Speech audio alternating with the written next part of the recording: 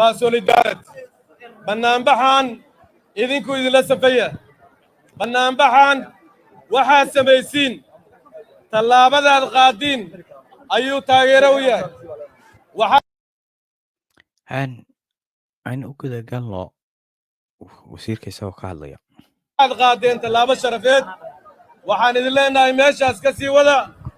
suurtagal ma ahan in 20 kilomitir oo meeshii Soomaaliya ugu muhiimsanayda baddeeda ugu istiraatiijisanayda dhuunta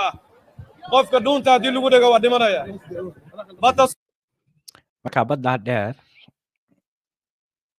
oo dhan halkana laga soo baraa bablamadab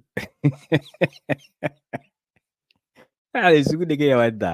shacayl ma jiro Soomaaliya dhuunteedii weeye meeshaas nagama goodo yeelina mayno baddeennuna beex maahan